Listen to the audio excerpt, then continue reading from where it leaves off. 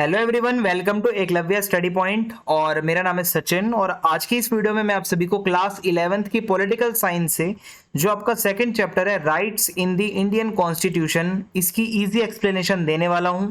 मैं आपको बता दूं, बहुत आसानी से आपको ये पूरा चैप्टर समझ में आ जाएगा क्योंकि हम आपको प्रोवाइड करेंगे बहुत ही अच्छे नोट्स। तो चलिए वीडियो को स्टार्ट करते हैं। सबसे पहले आपसे रिक्वेस्ट है कि आप प्लीज इंस्टा पे मुझे फॉलो कर लें, और अगर आपकी कोई भी क्वेरी हो तो आप मुझे मैसेज कर सकते हैं। मेरा यूजर नेम आप सभी के सामने लिखा हुआ है। और आप हमारे टेलीग्राम चैनल को जरूर ज्वाइन कर लें। क्लास 11th ESP हमारा टेलीग्राम चैनल है, आप इसको ज्वाइन करके PDFs वगैरह डाउनलोड कर सकते हो, नोट्स आपको वहां पे मिल जाएंगे। और हमारी वेबसाइट www.eklavyastudypoint.com को भी आप विजिट करें, वहां पे भी आपको फ्री में नोट्स प्रोवाइड करवा दिए जाते हैं। तो सबसे पहले मैं आपको इंट्रोडक्शन बताऊंगा। तो चैप्टर 1 में हमने ये पढ़ा था कि हमारा कॉन्स्टिट्यूशन क्या होता है, कैसे होता है। आज हम ये जानेंगे कि हमारे कॉन्स्टिट्यूशन के अंदर कौन कौन से राइट्स हमें मिले हुए हैं, हमारे पास कौन से अधिकार हैं जो हमारा कॉन्स्टिट्यूशन हमको देता है। तो फंडामेंटल राइट्स का मतलब यहाँ पे ये होता है कि ये ऐसे अधिकार होते हैं, हमारे पास ऐसे राइट्स होते हैं जो कि गारंटीड होते हैं, जो हमें मिलने ही मिलने हैं। यानी कि हमारा कॉन्स्टिट्यूशन इनकी गारंटी देता है। याद रखना, ऐसा राइट जिसकी गारंटी खुद हमारा कॉन्स्टिट्यूशन देता हो उसको हम फंडामेंटल राइट्स कहते हैं। और सभी सिटीजन्स को ये राइट्स मिलते हैं हमारे इंडिया में, और ये हमारे पार्ट 3rd में दिए गए हैं। कॉन्स्टिट्यूशन ऑफ इंडिया के पार्ट 3rd के अंदर फंडामेंटल राइट्स को लिखा गया है। और ये राइट्स जो है ये बहुत ही एसेंशियल होते हैं, बहुत ज़रूरी होते हैं हमारे ओवरऑल डेवलपमेंट के लिए, हमारी प्रोटेक्शन के लिए। हम अपनी एक डिग्निटी के साथ लाइफ को जी सकें, इक्वालिटी के साथ रह सकें, कोई भेदभाव ना हो, अपनी फ्रीडम एंजॉय कर सकें। हम आज आज़ादी से घूम रहे हैं, हम अपनी मर्जी के काम कर रहे हैं, हम बोल रहे हैं जो हम चाहते हैं। तो ये हमारे फंडामेंटल राइट्स हैं, जब भी हम कर पा रहे हैं। ठीक है, आप कभी कोरिया के साइड चले जाओ जहां पे वो किम जोंग है, आप बोल भी नहीं पाओगे उसके वहां पे, क्योंकि वहां पे कोई ऐसे फंडामेंटल राइट्स नहीं है। तो ये होता है। अब मैं आपको बताता हूं इंपॉर्टेंस क्या होती है फंडामेंटल राइट्स की, है ना। आखिर क्यों हमारा कॉन्स्टिट्यूशन हमको फंडामेंटल राइट्स देता है। तो एक तो इंडिविजुअल लिबर्टी, सभी को एक आज़ादी मिल सके, उनकी जो प्रोटेक्शन होती है आज़ादी की, यानी कि कोई आपकी आज़ादी ना छीने आपसे। अगर आपको कोई दबा के रख रहा है, आपको आपके मनमर्जी का काम नहीं करने दे रहा, इट मीन्स आपके फंडामेंटल राइट को वो छीन रहा है। आप इसके लिए कोर्ट में जा सकते हो, आपको गारंटी दे रहा है कॉन्स्टिट्यूशन कि आपको ये राइट मिलना ही मिलना है। इक्वालिटी, नॉन डिस्क्रिमिनेशन, आप सभी के साथ बराबरी के साथ बैठो। कोई आपके रंग के ऊपर, कोई आपकी जाति के ऊपर, है ना, कोई आपकी नस्ल के ऊपर, रेस जिसको हम कहते हैं, इसके ऊपर कोई ऐसा कमेंट पास ना करे, है ना, मतलब कोई डिस्क्रिमिनेशन ना करे। इसीलिए फंडामेंटल राइट्स होते हैं। और स्टेट, जो हमारी गवर्नमेंट है, वो इतनी पावरफुल ना हो जाए कि वो मनमर्जी से हमारे साथ कुछ भी कर ले। तो कहीं ना कहीं हमारे फंडामेंटल राइट्स में बहुत सारी चीजें होती हैं जो स्टेट की पावर को भी लिमिट करती हैं। सोशल जस्टिस को प्रमोट किया जाता है ना। अगर सोसाइटी में सभी को बराबर रखना है, सभी के साथ जस्टिस करना है, तो कुछ राइट्स होना बहुत जरूरी है सभी के पास में। और डेमोक्रेसी, देखिए भाई, डेमोक्रेसी है तो वहां पे राइट्स भी होंगे। और उसके बाद है रूल ऑफ लॉ, यानी कि कानून के आगे सब बराबर, चाहे कोई अमीर हो चाहे कोई गरीब हो। ठीक है, हमारे फंडामेंटल राइट सबको बराबर कर देते हैं। माइनॉरिटीज जो होती हैं, यानी कि किसी देश के अंदर जो लोग कम हैं, नंबर में कम हैं, ठीक है, वो कभी भी ऐसा फील ना करें कि हमारे प्रोटेक्शन नहीं हो रही है। तो फंडामेंटल राइट्स इसीलिए होते हैं कि माइनॉरिटीज हैं वो भी अच्छे जीवन को जी सकें। अब मैं आपको फंडामेंटल राइट्स पढ़ाऊंगा 1 बाय 1 करके। ये टोटल 1 2 3 4 5 6 होते हैं। मैं आपको 1 बाय 1 सारे समझाऊंगा। आपको आज इस वीडियो में समझ में आ जाएंगे फंडामेंटल राइट्स आखिर होते कितने हैं, कैसे होते हैं। सबसे पहला है राइट टू इक्वालिटी। हमारे कॉन्स्टिट्यूशन में आर्टिकल 14 से लेके आर्टिकल 18 तक ये लिखा हुआ है। तो इक्वालिटी बिफोर द लॉ, यानी कि कानून के आगे सब बराबर हैं, चाहे कोई प्रधानमंत्री हो, चाहे कोई गोरा हो, चाहे कोई काला हो, चाहे कोई अमीर हो, चाहे कोई गरीब हो। ये सबसे पहला आर्टिकल है इसके अंदर। ठीक है, आर्टिकल 14 से लेके 18 तक इक्वालिटी के बारे में ही लिखा हुआ है। फिर है prohibition of discrimination on religion, race, caste, sex, place of birth. आपके धर्म के आधार पर, आपकी रेस के आधार पर, आपकी कास्ट के आधार पर, आपके सेक्स या जेंडर के आधार पर, आपके प्लेस ऑफ बर्थ के आधार पर कोई आपसे भेदभाव नहीं कर सकता। अगर कोई ऐसा भेदभाव करता है तो आप जा सकते हो कोर्ट में। Equality of opportunity in public employment, सरकारी नौकरी में सभी को बराबर रखा जाएगा। ये नहीं सरकारी नौकरी सिर्फ ऊंची कास्ट वालों के लिए होगी, सभी के लिए बराबर। अबॉलिशन ऑफ अनटचेबिलिटी, आर्टिकल 17 बहुत इंपॉर्टेंट है। ये हमें ये बताता है कि जो पहले इंडिया में अनटचेबिलिटी होती थी, छुआछूत बहुत चलती थी, तो वो अब पूरी तरीके से खत्म कर दी गई है। अगर कोई छुआछूत जैसी चीज करता है, अनटचेबिलिटी जैसी, तो उसको जेल हो सकती है। उसके बाद है अबोलिशन ऑफ टाइटल, कोई बंदा कोई टाइटल नहीं रखेगा। जैसे पहले राजा महाराजा अपने टाइटल रखते थे, राजा धीराज और मतलब महान सम्राट, ऐसे टाइटल वगैरह सब खत्म। ये हमारे टोटल मतलब ये सब चीजें कवर होती हैं राइट टू इक्वालिटी के अंदर। आई होप आपको समझ आया होगा। अब है राइट टू फ्रीडम, आजादी, आर्टिकल 19 से 22 तक है। सबसे पहले हमें आजादी है, हम बोल सकते हैं कुछ भी, हम एक्सप्रेस कर सकते हैं, हमें कोई रोक नहीं सकता, हम कुछ भी बोल सकते हैं, हम गवर्नमेंट को भी उल्टा सीधा बोल सकते हैं, कोई नहीं रोकेगा आपको, ठीक है। यही डेमोक्रेसी की बात होती है। आप किसी भी गवर्नमेंट को क्रिटिसाइज कर सकते हो, आपको राइट है बोलने का। आप कहीं भी असेंबल हो सकते हो पीसफुली, आपके पास हथियार नहीं होने चाहिए, आर्टिकल 19 ये कहता है।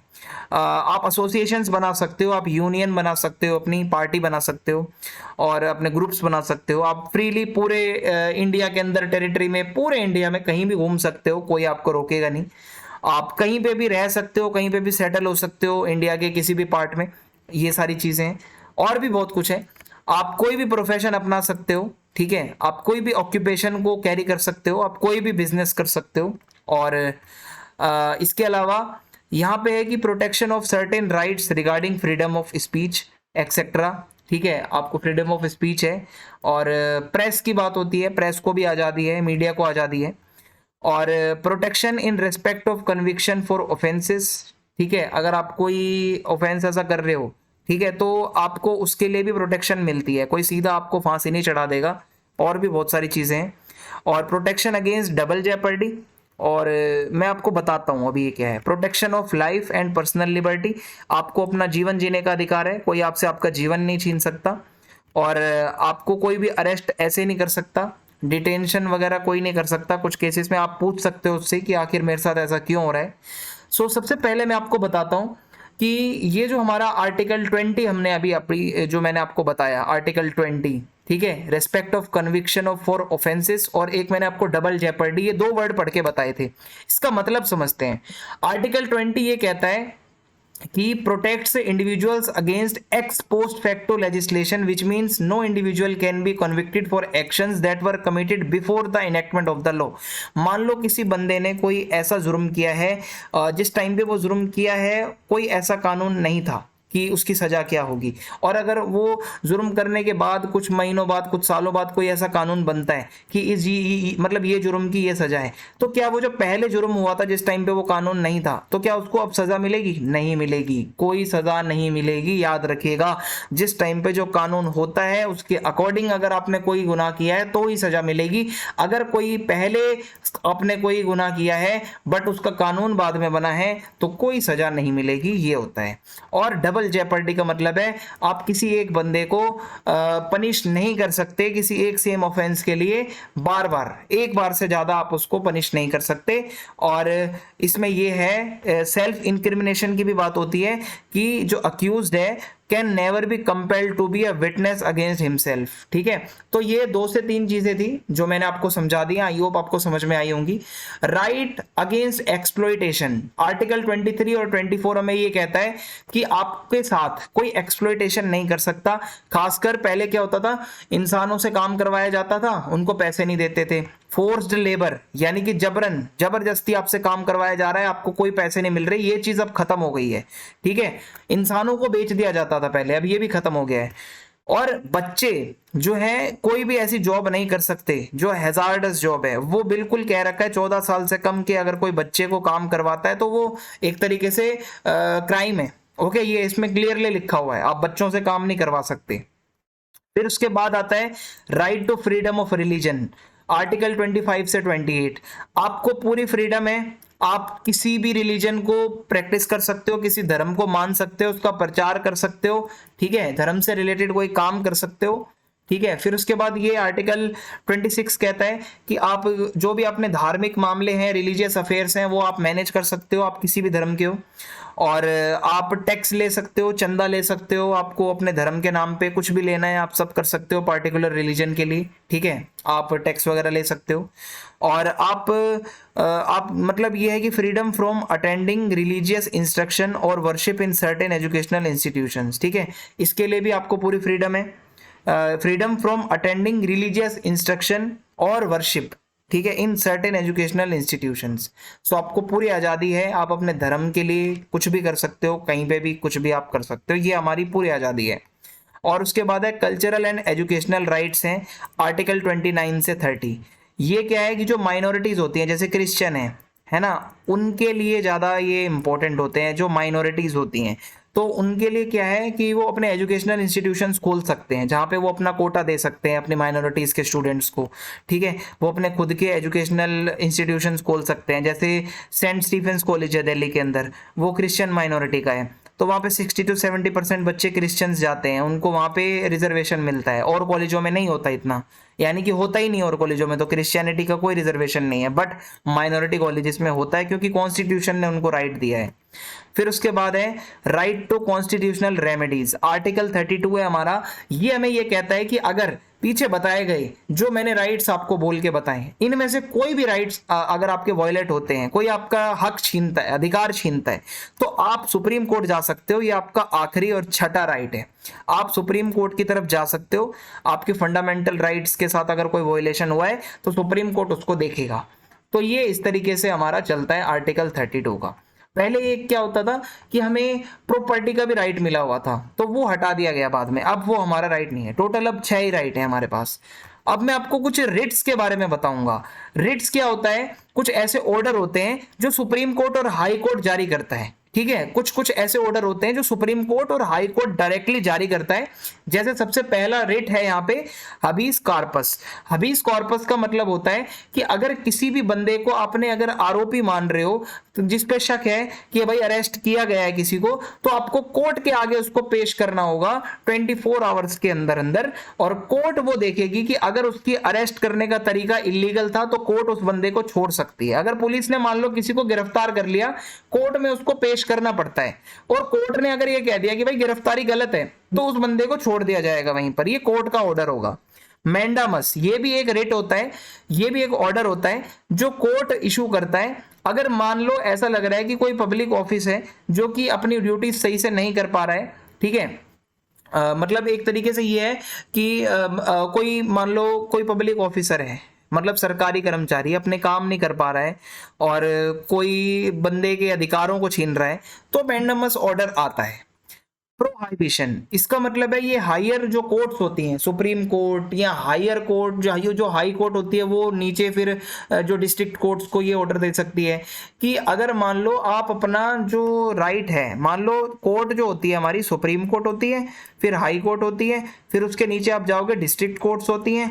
तो सुप्रीम कोर्ट को अगर लग रहा है कि हाई कोर्ट ऐसे काम कर रही है जो कि उसके राइट्स में नहीं आते, तो सुप्रीम कोर्ट उसको सुना सकती है, भाई ये ऐसे काम मत करो।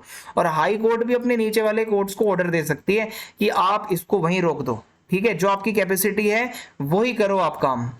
फिर उसके बाद आता है को वारंटो। ये क्या है? अगर कोर्ट को ऐसा लगता है कोई एक पर्सन है, ठीक है, जो कोई ऑफिस को होल्ड कर रहा है, ठीक है, but is not entitled to hold that office, वो मतलब मान लो किसी पद पे काम कर रहा है, किसी पोस्ट पे है, बट वो उसके लायक नहीं है कॉन्स्टिट्यूशन के अकॉर्डिंग, वो गलत है, गलत तरीके से आ रहा है, तो उसको उसी टाइम पे हटाया जा सकता है, उसको रिस्ट्रिक्ट कर दिया जाएगा, वो कोई ऑफिसर नहीं रहेगा उसके बाद। और उसके बाद आता है आपका सर्टेररी। इसमें क्या होता है? हायर कोर्ट्स जो होती हैं वो लोअर कोर्ट्स को ये कहते हैं कि आप अपना पेंडिंग केस जो है वो ट्रांसफर कर सकते हो। यानी कि सुप्रीम कोर्ट के पास पूरा राइट है कि वो हाई कोर्ट पे चल रहा केस अपने पास बुला सकता है ट्रांसफर करके, या हाई कोर्ट जो है वो नीचे की डिस्ट्रिक्ट कोर्ट का केस अपने पास बुला सकता है ट्रांसफर करके। तो ये कुछ रिट्स होते हैं जो कि कोर्ट्स जो होती हैं हमारी वो जो है ऑर्डर देती हैं। और इसके अलावा मैं आपको बताऊं, अब हमें पढ़ना है the directive principles of state policy. देखिए, फंडामेंटल राइट्स की तो गारंटी होती है आपको मिलने ही मिलने हैं, जो मैंने आपको 6 पढ़ाए हैं वो आपसे कोई नहीं छीन सकता। अब आपको ये चैप्टर पढ़ के एटलीस्ट इतना तो पता चल गया होगा कि आपके कुछ अधिकार भी होते हैं। तो अब कुछ ऐसी चीजें होती हैं जो हमारा कॉन्स्टिट्यूशन स्टेट को कहता है हमारी सरकारों को कुछ करना चाहिए, बट याद रखना इसकी कोई गारंटी नहीं होती कि सरकार करेगी या नहीं करेगी। तो स्टेट पॉलिसीज के जो प्रिंसिपल्स होते हैं, डीपीएसपी जिसको शॉर्ट में हम कहते हैं, ये गाइडलाइंस होती हैं। ये हमारा कॉन्स्टिट्यूशन सरकार को कहता है कि आप समाज के भले के लिए, है ना, आर्थिक या इकोनॉमिक कोई फायदा हो समाज का, लोगों का भला हो, वेलफेयर हो, आप इसके लिए कुछ ऐसे काम करो। अब सरकार क्या काम कर सकती है आप खुद सोचो। आप सरकार जो है भाई सोशल वेलफेयर के लिए काम कर सकती है, ठीक है, चाहे फिर वो गरीब लोगों को कुछ पैसे देना हो, बूढ़े लोगों को पैसे देना हो, पेंशन देना हो, वो इसी में आ सकता है, सोशल वेलफेयर का काम करना। और अब आप ये नहीं कर सकते कि सरकार से लड़ो कि भाई मेरी पेंशन नहीं आई, मैं तो केस करूंगा। भाई वो सरकार के ऊपर है, को कभी भी भेज सकती है। और फिर है पॉवर्टी, गरीबी को कम करने के लिए सरकार कुछ कर सकती है, ठीक है। और इसके अलावा हेल्थ एंड न्यूट्रिशन के ऊपर सरकार कुछ ना कुछ प्रोग्राम्स चला सकती है। और एजुकेशन से रिलेटेड सरकार जो है वो कुछ प्रोग्राम्स चला सकती है बच्चों को पढ़ाने के लिए, गरीब बच्चों को खासकर। जेंडर इक्वालिटी के लिए सरकार प्रोग्राम चला सकती है। और एनवायरमेंट प्रोटेक्शन के लिए अलग अलग प्रोग्राम्स चलाए जा सकते हैं। और अब मैं आपको लास्ट टॉपिक पढ़ाऊंगा साउथ अफ्रीका के बारे में। थोड़ा सा आपकी बुक में दे रखा है कि साउथ अफ्रीका जो कंट्री है उसके कॉन्स्टिट्यूशन में क्या क्या बातें लिखी हुई हैं, जो राइट्स हैं। देखो साउथ अफ्रीका के कॉन्स्टिट्यूशन में डिग्निटी का राइट है, प्राइवेसी का राइट है, और फेयर लेबर प्रैक्टिसेस का राइट है, और हेल्दी एनवायरनमेंट मिले आपको, और आप जो है अपने एनवायरनमेंट का प्रोटेक्शन कर सकते हो, पूरा राइट है। आपको अच्छा घर मिले और अच्छी हेल्थ केयर सर्विसेज मिले, खाना मिले, वाटर मिले, सोशल सिक्योरिटी मिले, बच्चों के लिए राइट्स हैं। हायर और बेसिक एजुकेशन सभी को मिले, ये भी राइट है। कल्चरल, रिलीजियस और लिंग्विस्टिक कम्युनिटीज के भी राइट्स हैं। और राइट टू इन्फॉर्मेशन है, आप कुछ भी सरकार से पूछ सकते हो। तो ये साउथ अफ्रीका के कॉन्स्टिट्यूशन में कुछ राइट्स दिए गए हैं जो आपकी बुक में भी थे, मैंने आपको बता दिए। सो आई होप आपको ये चैप्टर बहुत अच्छे से क्लियर हो गया होगा। आप कमेंट बॉक्स में जाके अपना फीडबैक जरूर लिखें। चैनल को सब्सक्राइब करके वीडियो को लाइक करें और वीडियो को शेयर करें। जय हिंद, जय भारत।